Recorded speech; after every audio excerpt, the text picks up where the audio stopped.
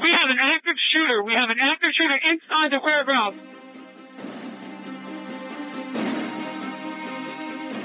Welcome to Active Shooter, a podcast that covers the whys, the hows, and the aftermath of active shooter and mass casualty events.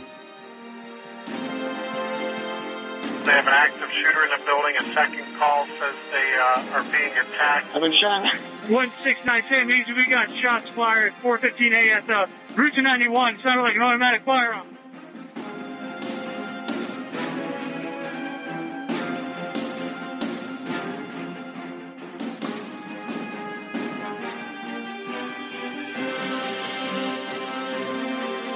Active shooter, reports of an active shooter, active shooter mass casualty incidents. Thank you for listening.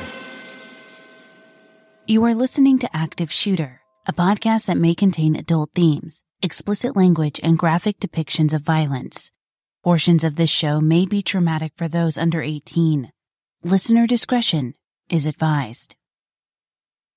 We have breaking news tonight out of Seattle, where as many as 6 people have been shot on the campus of Seattle Pacific University. This is a live picture from Seattle, our local affiliate Como TV, where one suspect is in custody, but police are still looking for a second armed attacker.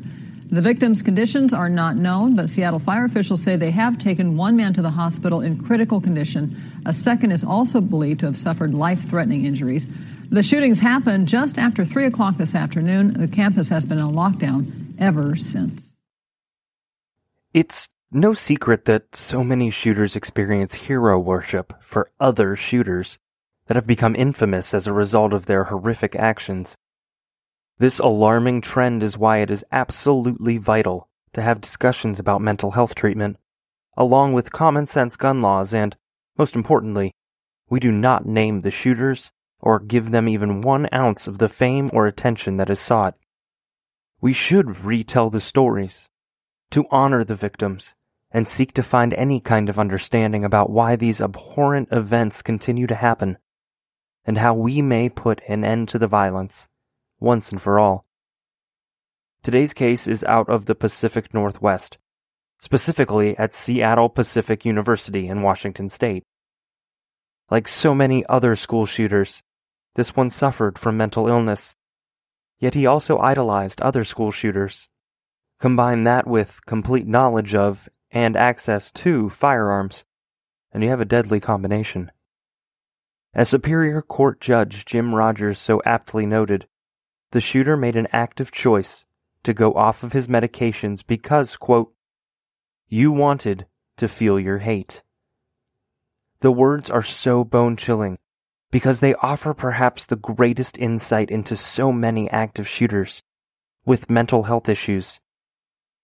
The words are so bone-chilling because they offer perhaps the greatest insight into so many active shooters with mental health issues, especially those with an abnormal fascination with other shooters.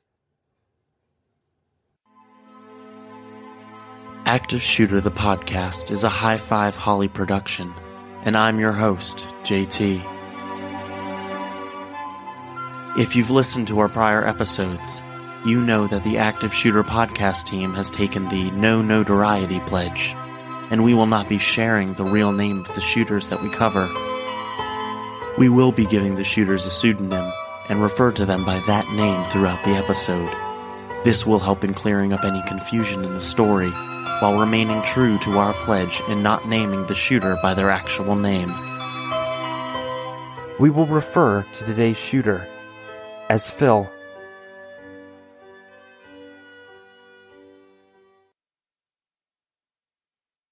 Seattle Pacific University, also known as SPU, is a private Christian college in Seattle, Washington.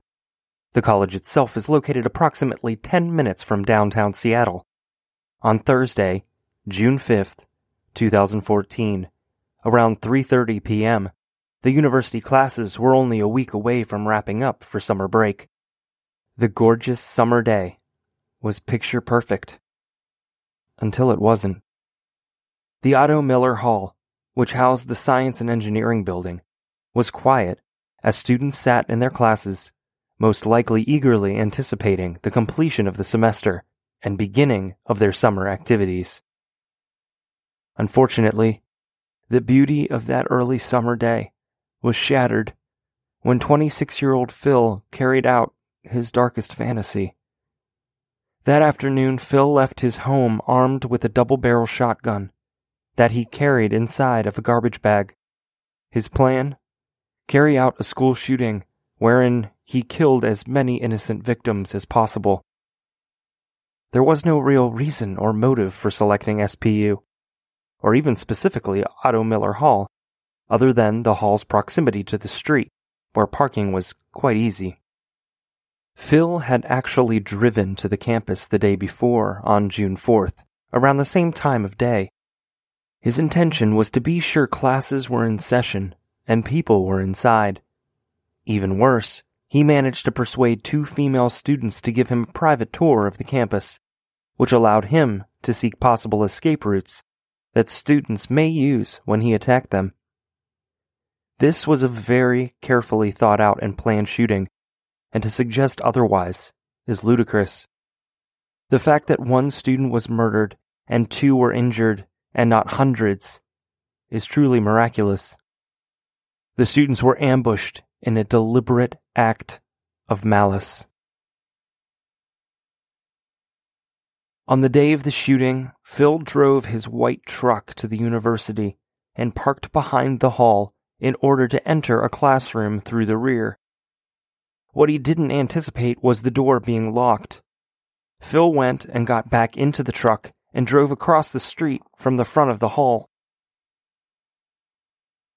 He proceeded to fill his pockets with shotgun shells, 50 to be exact, and got out, walked across the street, towards the front of the building.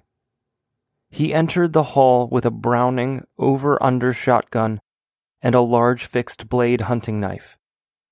Students Anna Sophia Coturlio Hackney and Thomas Fowler were standing in front of the hall when Phil approached the pair and aimed his shotgun at them. He told them to freeze and to get inside. The petrified students did as they were told, though how they managed to move in the face of such hatred and evil is unimaginable. I also thought it was a joke or some kind of like a theater play thing going on. But then as soon as we saw the blood and it was just too graphic, we realized that it wasn't a skit. We prayed. My team is, I think all of us are Christians, and so we just kind of prayed a lot. We called our parents, told them we were okay, stuff like that. At the same time as this encounter, Paul Lee happened to walk up, not taking notice of what was transpiring in front of him. You see, Paul was listening to his headphones and completely unaware of what he was walking into. He strode in between Thomas and Anna and Phil, who screamed at Paul to freeze. But Paul didn't hear the scream. He was listening to the music in his ears and just kept on walking until he was stopped by a gunshot to the back of his neck and head area. He was instantly killed. Active shooter. Reports of an active shooter. Active shooter mass casualty incidents.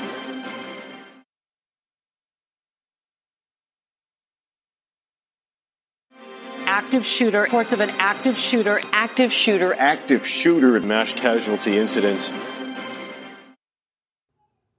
The gun Phil used was loaded with birdshot, which are small pellets meant to kill birds. The pellets also struck Thomas in the face, chest, and neck. However, he survived those injuries. Next, Phil aimed the gun at Anna and pulled the trigger. The gun misfired and nothing happened. Thomas and Anna began running for their lives while Phil proceeded into the building, entering the hall's lobby where Tristan Cooper Roth was studying. Phil aimed the gun and told Tristan not to disrespect him. He said that he just shot someone outside and insinuated that he'd do it again. At the same time, Sarah Williams was walking down the stairs. Sarah had just finished her math test and was leaving class early. She was about halfway down the stairs when she saw a man pointing a gun at another man who was sitting at the table. As she got to the bottom of the stairs, Sarah froze, likely in total fear. Phil turned, and without hesitation, he shot her in the right side of her chest, injuring her gravely. After she was hit, it took Sarah a few beats to realize what happened. Her shirt was wet, and she couldn't move her arm, which dazed the young woman, backing her up a few steps where she stumbled behind the stairs. Another student that was hiding helped her to safety. Sarah was in an enormous amount of pain and was struggling to breathe. When paramedics eventually arrived, they applied pressure to her wounds and carried her out to the waiting ambulance that whisked her off to the nearest hospital for life-saving intervention. An artery in Sarah's shoulder was hit, and she lost an extreme amount of blood. Additionally, shotgun pellets collapsed her right lung. At the time, Phil was focused on Sarah and reloading his gun. Tristan managed to escape, and he ran as fast as he could once he got outside. Felt really hot and like a surge of energy just pushed my body backwards. What were you thinking in that moment? At that moment, I still didn't fully realize what had happened, so I was kind of confused still. And noticed that I couldn't feel my right arm and I couldn't move it, and then I felt that my shirt was wet and I was covered in blood at that point. She asked me my name. She asked me if I wanted her to pray for me. I told her to call my Aunt Vickery and my mother, and yeah. What were you feeling at that time, Sarah? At that moment, I was still kind of panicked. I was having trouble breathing, and I was in a lot of pain. Back inside, building monitor John Mice was in the building monitor office, wearing headphones, when he happened to look outside the office and saw a man pointing a gun at a student. He was outside Phil's line of vision and managed to overhear the words, "Don't move." John immediately activated the panic button, which alerted campus police. He heard the gunshot when Phil shot Sarah and noticed him stopping to reload the gun. At that precise moment, John didn't think. He didn't stop to process the pros and cons or weigh outcomes. John grabbed a can of pepper spray and ran out, sprayed Phil in the face and tackled him to the ground. When the men hit the ground, John was able to wrestle the gun away. While John was able to disarm Phil, Phil was trying to grab the hunting knife in his pocket. John maintained his hold and kicked the knife away from Phil's grip, while another student, Justin Sarah, helped John hold Phil down until the campus and Seattle police arrived. So you kicked it away and then you knelt down? Mm-hmm. I put my knees onto his legs and started patting him down because didn't know if he had anything else. So patted him down. He had a knife on him. Pulled the knife out, pulled a bunch of shotgun shells out of his pockets. What made you think to do that? I've probably seen it on TV, but What kind of pockets were they? He had a hoodie, I believe, with just pockets on the sides. And the front pockets of the hoodies had a bunch of shotgun shells. So I pulled the rest of those out. Okay. I believe he had the knife in his belt. Took that away. John still has his arms around him, holding him there, while I have my knees on his legs, doing that. Let me ask you this. At that time, were you aware whether there might be a second shooter, or were you even thinking about that? No, I was kind of worried about John and what was happening right in front of me. Right, okay. So were you mainly trying to make sure that the guy didn't leave? Yes. Okay. I didn't want him to get up and do anything else. Okay. And John was behind him, as you can see, kneeling down behind him with his arms around him. He was on the ground, more in a seated position, with his legs in front of him. I put my one knee into basically his middle of his thighs to push him down, he's not getting up if I'm kneeling on him. And basically, after I patted him down, kind of just put my hands on his shoulders and sat there for a minute. Did he say anything when you pulled the knife away from him?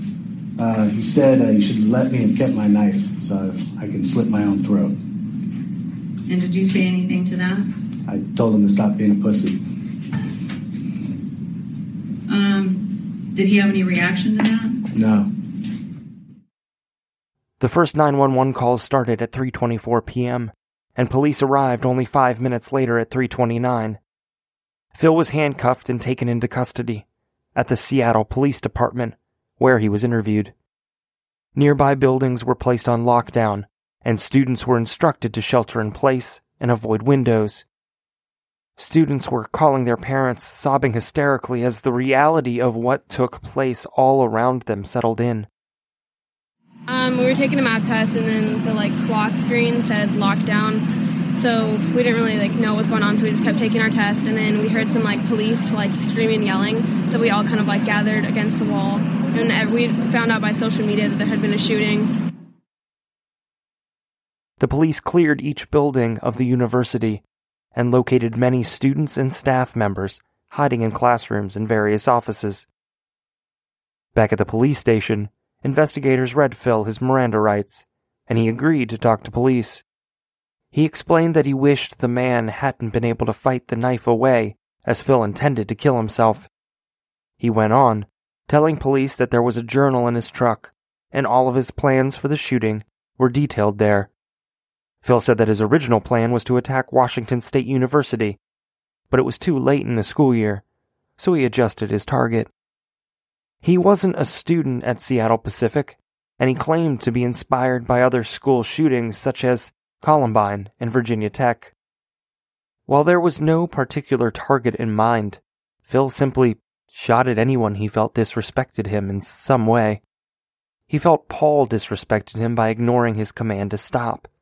Never mind that Paul was wearing headphones with music and did not hear Phil. Most appallingly, Phil told police that he was filled with hate inside. He was booked into the King County Jail, where he remained, pending a future trial. Shooting victims were rushed to Harborview Medical Center. Devastatingly, Paul Lee was pronounced dead on arrival.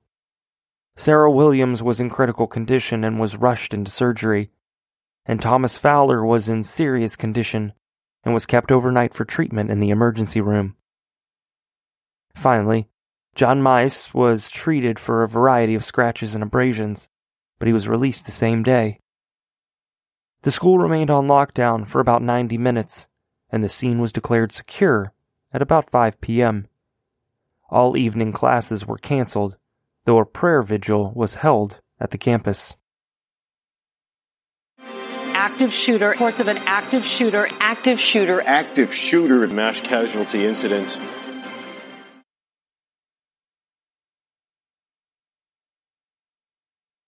Active shooter. Reports of an active shooter. Active shooter mass casualty incidents. 19-year-old Paul Lee was from Bethany, Oregon, and the second of 3 children. He graduated from Westview High School in 2013 before attending Seattle Pacific University. Paul was studying psychology because he wanted to help those struggling with mental illness, which makes his story so much more devastating. Paul loved to help others, human or animal, and he even volunteered once a month at the Portland Rescue Mission before leaving for college. He visited Cambodia for a family Christian missionary trip, and while there, he loved dancing with the local children. Though he showed a quiet demeanor to the outside world, Paul loved dancing and was passionate about cooking, so much so that he often made yakisoba, Japanese stir-fry noodles, and served them at Shepherd's Door, which is a residential recovery program for women. Paul never stood for violence of any kind, and he never stayed angry or held a grudge. He treated everyone he encountered like a brother or a sister, and exuded empathy for others. Paul enjoyed helping out his family's restaurant called Hot Pot and Sushi, which is located in northeast Portland. His parents, Peter and Mira Lee, met in South Korea and later moved to Portland, where the young couple eventually married in the late 80s. When his son was killed, Peter was on day 2 of a 12-day trip to South Korea. His wife contacted him to break the devastating news. Peter immediately flew home to be with his wife. The couple founded the Paul Lee Foundation, which is a non-profit organization that helps raise awareness and provides resources for those battling mental health issues. Even in death, Paul is fulfilling his desire to help those in need, and his generous spirit will live on through the incredible work this foundation does. Paul will be deeply missed and never forgotten. Phil was 26 years old at the time of the shooting. As mentioned, he was not a student at SPU and seemingly had no connection to the school at all. Phil's father struggled with acute alcoholism and wasn't working at the time his son carried out the shooting. Phil's mother worked for Edmonds Community College and was the main educator for Phil and his siblings, a brother and sister, when they were young. Actually, the children did a combination of homeschooling and attending the local public school, which was a program that allowed students to move at their own pace.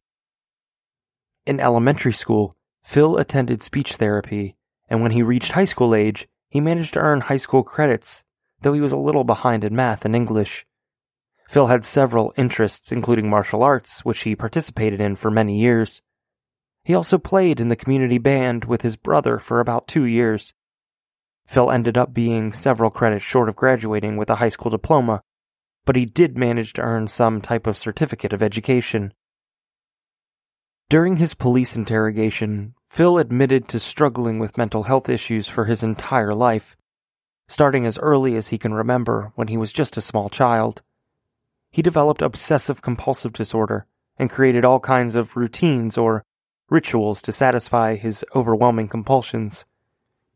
He was frequently overcome with feelings of deep hatred, though it didn't appear to be directed at anyone or anything.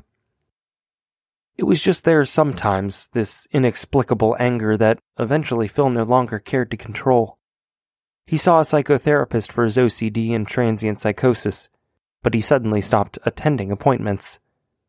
Phil was prescribed Risperdal and Prozac, but he suddenly ceased taking his meds, and instead began drinking alcohol every day, which only served to intensify his psychosis.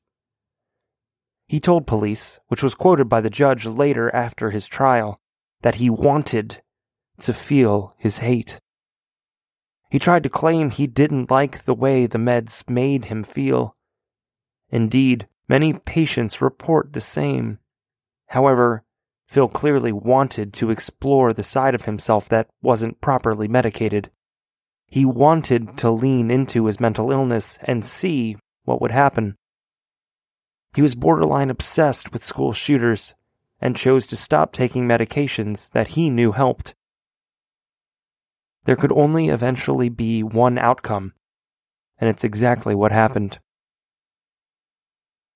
Phil also claimed to police that he intended to kill himself with a hunting knife he carried. It's impossible to say whether this is true. It's what many shooters have done, though most take their own life by the same means they take others, with a gun. It's not common for active shooters to commit suicide by knife. Overall, the police interview was rather disturbing.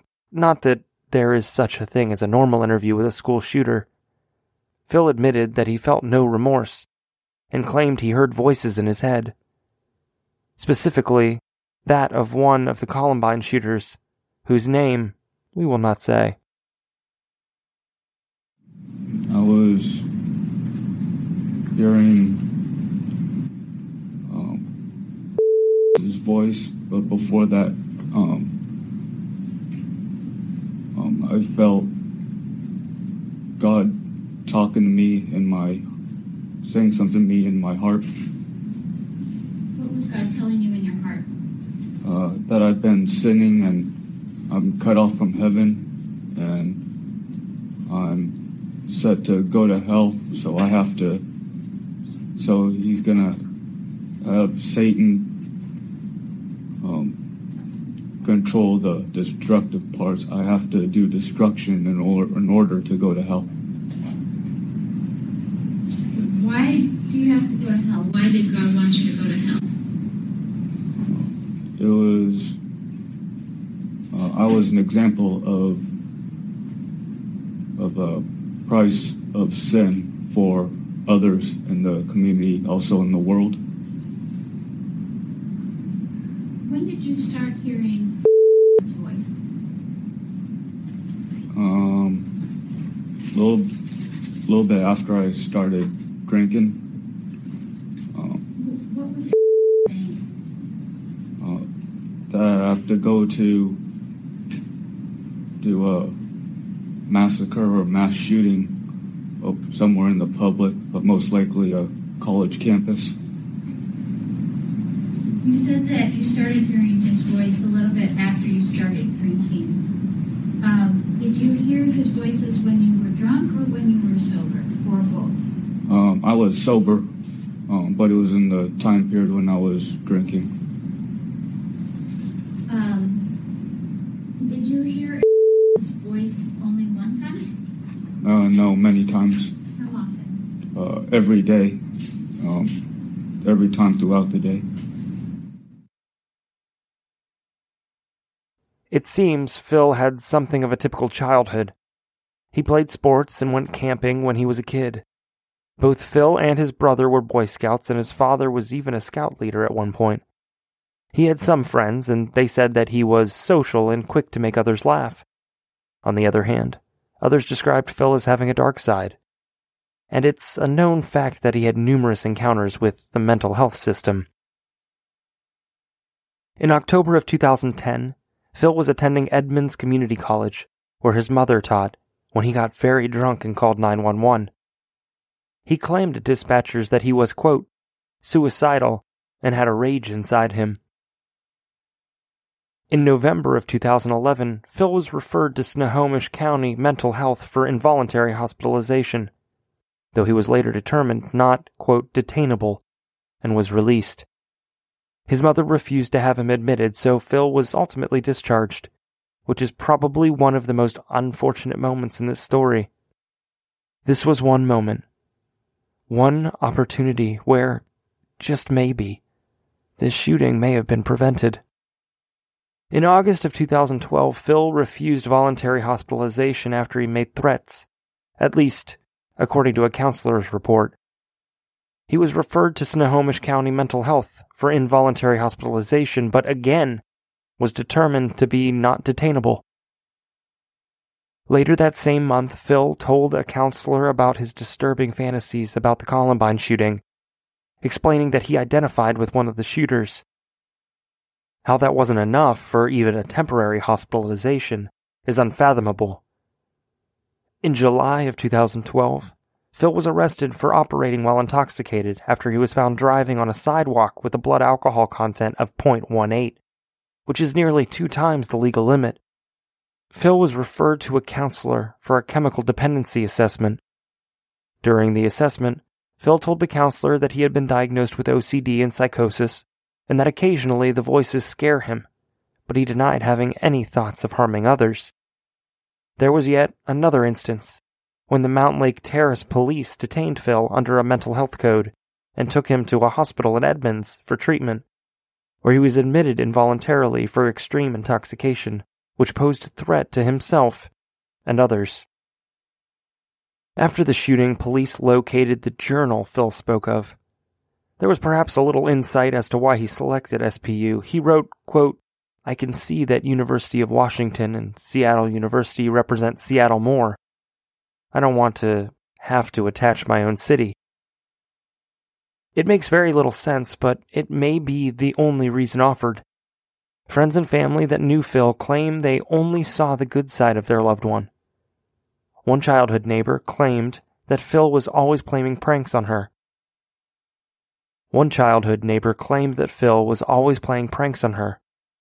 But they were funny, and it always made her laugh. In the year or two leading up to the shooting, Phil had begun socializing much more with a small group of new friends. The group of friends were regulars at the Ringers Pub and Grill in Mountain Lake Terrace, and one even described Phil as very loyal, and the type of guy who would give you the shirt off his back. It was very clear throughout his life that Phil also struggled with alcoholism.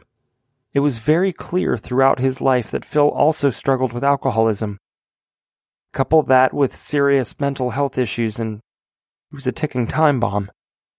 Several members of Phil's immediate family suffered from alcoholism, and a few even passed away from alcohol poisoning.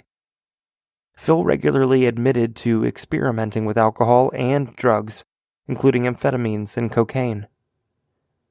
He met with a therapist on a weekly basis and was prescribed Risperdal to help with the voices he lived with. His counselor recommended that Phil enter a residential treatment center so he could be free from the constant access to drinking at home. Phil often went to bars and drank with his dad, and the counselor thought eliminating those opportunities to drink would be beneficial for Phil. Clearly, what his therapist said isn't what Phil wanted to hear. So he eventually just stopped showing up to his appointments prior to the shooting. In early October of 2012, police discovered Phil outside of his family's home, and he was lying in the street, obviously severely intoxicated. He told the responding police officer that no one cared about him and he wanted to die from hypothermia. Police tried to get him committed, but the hospital refused to admit him. It was around this time that Phil started to experience intense feelings of betrayal.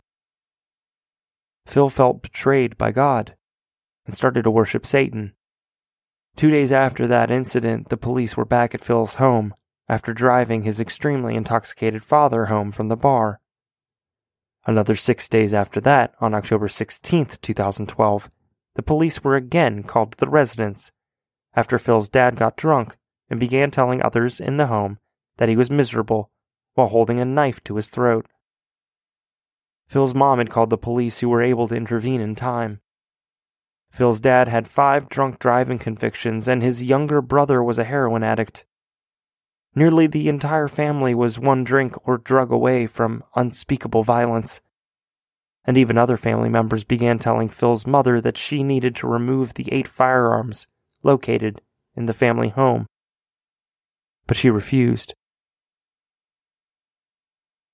Whether she was in complete denial or simply didn't care isn't clear. But here was yet another opportunity to possibly prevent this horrible shooting, and nothing was done. In fact, before her sons were of legal age to purchase their own guns, she bought the weapons for her sons. Perhaps she justified her actions because the boys each worked at a local gun range for several years. And maybe she felt that because they had open access to firearms, they would make sound decisions. It's impossible to know what she was thinking, but all common sense should tell you to not place a weapon into the hands of someone suffering from serious mental illness and who has expressed an unhealthy fascination for school shooters and experiences intense feelings of hatred and rage. The range the boys worked at was called the Kenmore Gun Range, and both kids worked there starting at age 16, working as a trapper. In fact, both Phil and his brother became competitive shotgun shooters, which is terrifying to think about. An active shooter being given complete access to train for hours on end, perfecting his aim, and shot is possibly the most terrifying scenario imaginable. In 2011, the 8 guns belonging to the family suddenly disappeared from the gun safe. Both Phil and his mother questioned his brother about the missing guns, thinking he stole and sold them to feed his heroin addiction. After all, DVDs, watches, jewelry, video game systems, and money were also missing. Phil's brother told his mom that someone else was holding the guns as collateral until he could raise enough money to purchase them back. One of the brother's friends had been staying at the house, and it wasn't difficult to figure out that he was stealing from the family.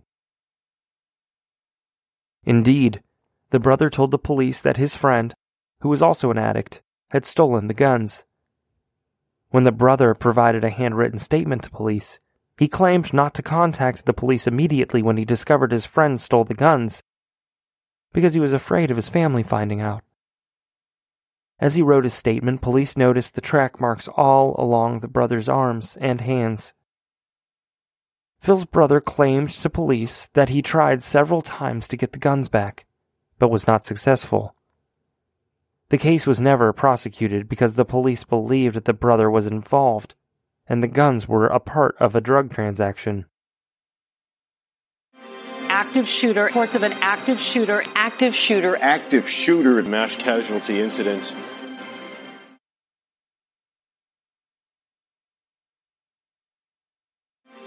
active shooter, reports of an active shooter, mass casualty incidents. There were clearly many issues within this family, and each seemed to enable the other in some manner.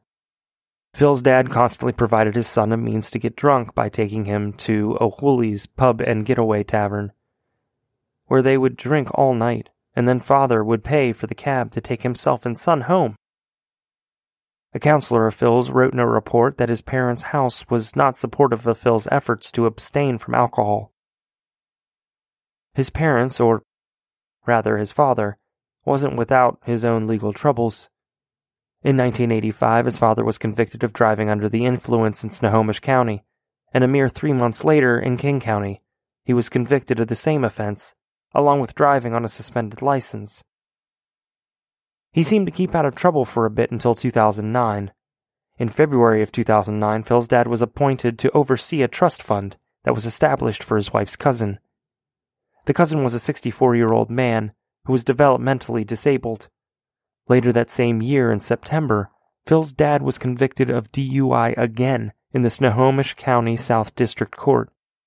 4 months later, he was convicted yet again of DUI and failing to obey an officer in the Edmonds Municipal Court. On April 10, 2010, at about 9 p.m., the police were called to Phil's parents' house because his father was extremely drunk and refused to pay a cab driver for his ride home. He eventually gave the cab driver a $100 bill to leave. In August of 2010, Dad's disabled cousin passed away, leaving him the sole trustee of the fund he was supposed to be helping to manage. However, since being appointed to oversee the trust about a year and a half earlier, Phil's dad had siphoned off nearly $400,000 from the trust, spending the money on ridiculous items, which were mostly personal in nature. He kept little to no accounting records, and left his disabled cousin living in squalor in a disgusting trailer that was filled floor to ceiling with boxes and infested with ants. Between December 13th and 15th of 2010, there were 10 withdrawals made from the trust, totaling about $4,000. Each withdrawal was made at various pubs, including Getaway Tavern, O'Hooley's Pub, Ringer's, and Just Left Pub. In September of 2010, Phil's dad entered into a treatment center called Sundown M Ranch, located outside Yakima, using funds from the trust to pay for it. He also used money from the trust to pay for his numerous fines from his 2009 drunk driving. In January of 2011, Phil's dad was yet again convicted of drunk driving and driving on a suspended license in Chelan County District Court. He was also in violation of the ignition interlock on his vehicle by driving drunk. While this was happening, Phil sunk into deep depression, and in 2010, Phil started becoming suicidal as a result of his own excessive drinking and the voices in his head. His medical issues were clearly aggravated by the drinking, but no one seemed inclined to step in and try to intervene. His father was on his own downward spiral and seemed unable to help neither himself nor his son. The worst thing Phil could do is precisely what he did: start drinking heavily again himself. Phil had a whole month sober before he returned to it with a vengeance. Phil's dad was on a major drinking binge himself, bouncing around from one pub to another when he was arrested again for drunk driving and violating his ignition interlock order. In April of 2013, Phil's dad was finally removed from the trust, but it may have been much too late, for he had spent $476,381 from the trust, money that didn't belong to him. In August that year, Phil returned home one day to find his dad lying with dried blood on his neck and right ear while holding a knife. He was rotten drunk, having consumed a fifth of whiskey, and probably appeared dead. Phil called his sister, who in turn called the police. Phil's mom did what she could to keep her family together and make a normal life, but they were far from normal. Once, after Phil was released from a 7-day detox center, he refused the aftercare that was offered. He said his mother would make arrangements for him, though precisely what those arrangements were is completely unknown. As mentioned, many friends and family told Phil's mother she shouldn't keep firearms in her home. They were mostly concerned about her other son's drug use, but she genuinely seemed to think her family handled the guns responsibly, and the guns were treasured items to the family. She refused to remove them. Just because her sons worked at a gun range and knew how to use a gun didn't mean it was done safely or responsibly. Phil was a good shooter, as we previously discussed. During the time he worked at the range, he was a member of the Youth Shotgun Club, and he even competed in youth clay shooting competitions throughout the state. He was intimately familiar with guns, and stayed employed with the range for about 8 years before getting a part-time job at LA Fitness. After that, he bounced around from job to job. In fact, after the shooting, his mother located no less than a few dozen job applications in his bedroom. Perhaps collecting the job applications was one of his many obsessions. After all, collecting music CDs was one of his obsessions, and he had hundreds of them in his bedroom, several which weren't even opened. He did that with coffee, too. He had a number of compulsions, including his ritual of going to the movies alone, every single Friday. It didn't matter what movie was playing. Phil was going if it was a Friday night. He showered multiple times each day, and followed a very strict routine each time. He always purchased the exact same jeans and shoes, and was most particular about his bed. When Phil and his brother were young boys, they slept in bunk beds, and after his brother left, his mother disassembled the bunk into one twin bed, and eventually changed it out for a new single bed. Phil was belligerent and demanded to have his bed back, but Mom said it was gone. Phil ranted and complained for weeks on end about the bed. It got so bad that his mother eventually searched her phone, trying to find who she sold the bed to, thinking she could purchase it back. Phil informed his mom that he expected to get his bed back, and even gave her a date that it was to be returned by. However, that date came and went, but no bed materialized. Phil informed his mother in a fully disgusted voice that it didn't even matter anymore, though clearly it did. Years. What about his bed? What happened with his bed? Okay. The bed. I got rid of his bed. I'm going to tell you the story of how I got rid of his bed. He had, as the boys were growing, we had bunk beds for them. And then Joel was out of the house at this point of this story. He was not living in our house anymore. And we had sleeping in one of the bunk beds, and the other one was taken apart. And then we had a third twin bed. And I was trying to clean house. And I said, let's get rid of this bed now. What do you think about getting rid of this bed? He said, and he either said, I'll think about it, or maybe one of those two. But I took that as okay, there's a possibility of doing this, so I'm doing it. And when he was at work or something that day, I posted a Craigslist ad. Somebody came, took the bed, the frame of the two bunk beds, and the top mattress, I think, yeah. And then I put the third twin bed that we had in his room. I set it up in the same spot. And when he came home, he said, "Where's my bed?" I said, got rid of it. There's another twin bed, exactly the same. Looks great. Looks better mattress. So I said, I went back.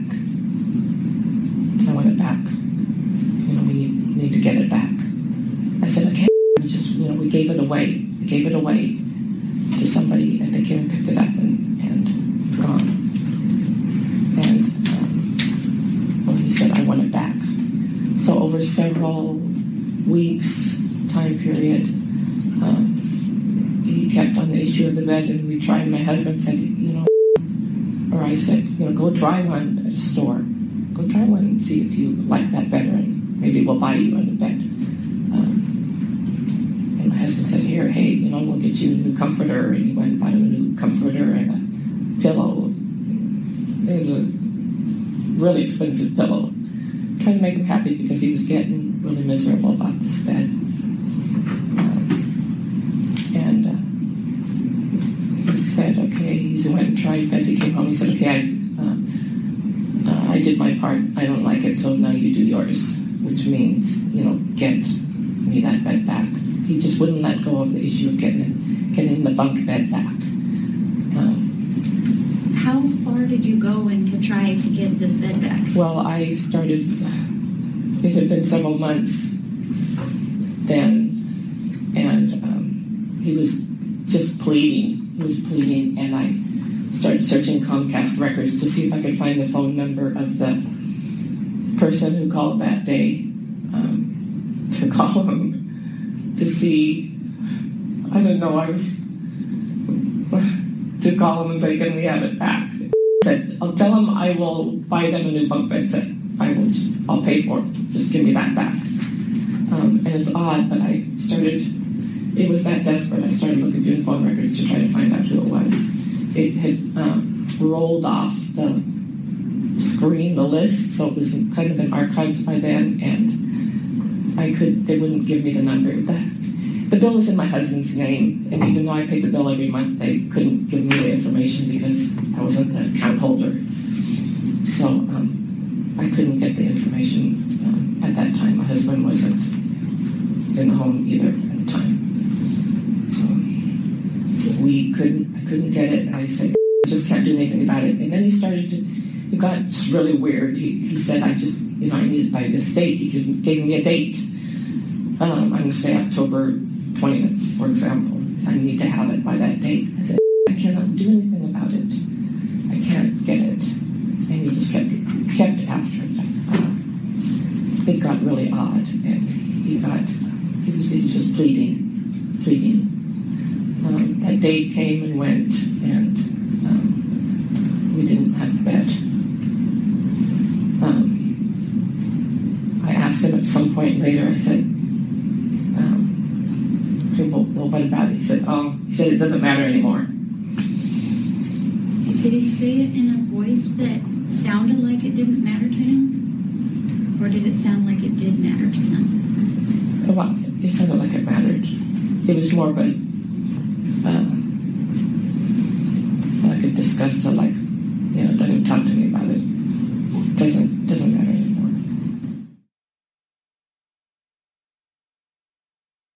Phil purchased his shotgun when he was 19 years old. After he bought it, his parents put a trigger lock on the shotgun because they knew their son had previously ranted about killing people. So why? Why would they even consider allowing the weapon into their home if they truly felt this concern? How could they truly not know? How could they not know he could and would find a way around a trigger lock if he really wanted to? And he did. He hid a bolt cutter in his bedroom so he could cut the lock. Phil bought 3 boxes of ammo over 2 different shopping trips and amassed 75 rounds, along with birdshot. According to the shooter, he purchased the birdshot because at close range it would disintegrate a human face. It is truly so disturbing and maddening at the same time. This young man should never have had access to any kind of weapon. The shooter was charged with first-degree murder for the killing of Paul Lee. He was also charged with 3 counts of attempted first-degree murder for Thomas Fowler, Anna Sophia Curtulio Hackney, and Sarah Williams, as well as 1 count of second-degree assault of Tristan Cooper Roth. Each count had a firearm enhancement attached. The day after the shooting, on June 6th, the shooter appeared in court for the first time. His attorney claimed that his client was in a delusional state. Despite this allegation by the defense attorney, the shooter testified at his own trial along with psychiatrist Dr. Craig Beaver, who testified that his opinion was that the shooter had schizoaffective disorder, limited intellectual abilities, and social limitations similar to those with Asperger's. The doctor also stated that the shooter had a severe mental disease or defect that, quote, impacted his ability to understand the wrongfulness of his actions. A prosecution expert, Dr. Kenneth Muscatel, also evaluated the shooter and opined that the shooter understood that the shootings were wrong, but felt influenced by their forces. The key being that he understood it was wrong. Indeed, he did. In his own words, he wanted to feel his own hate. As you may imagine, the shooter was convicted at trial of 1 count of first-degree murder, 3 counts of attempted first-degree murder, and 1 count of second-degree assault. Each conviction carried the firearm enhancement, and the aggravator was that the crime involved a destructive and foreseeable impact on persons other than the victims. We, the jury, find the defendant guilty of the crime of murder in the first degree as charged in count 1. On March 25th, 2015, the Congressional Medal of Honor Foundation selected John Myas as one of the 3 2015 Citizen Honors Program honorees. We all have the unique ability to help prevent such a catastrophic event from happening if we keep our eyes and ears open and never hesitate to report when something or someone just doesn't seem right. It is our sincerest wish that there will be no more active or mass shooting stories to tell. We pray that love will prevail over hate. Too many have died! We should say to ourselves, not one more! In the meantime, we urge our listeners to stay aware of your surroundings and keep in touch with your loved ones. If you see something, say something. You never know how many lives you'll be saving.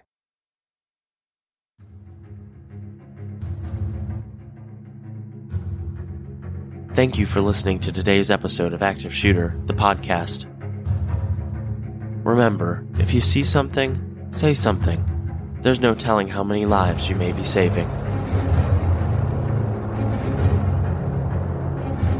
A huge thank you to Darren Curtis, who composed some of the music used in this episode. Check him out at darrencurtismusic.com. DARRENCURTIS music.com. Active shooter. Reports of an active shooter. Active shooter mass casualty incidents.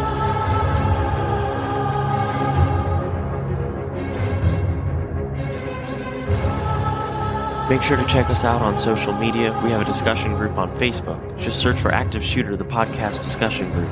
You can also find us on Instagram at Active the Podcast and Twitter at Podcast Active. For just $1 a month, you can get access to ad-free episodes, early release episodes when available, and a shout-out on the show. Just go to patreon.com/Active the Podcast. Thank you, and be safe.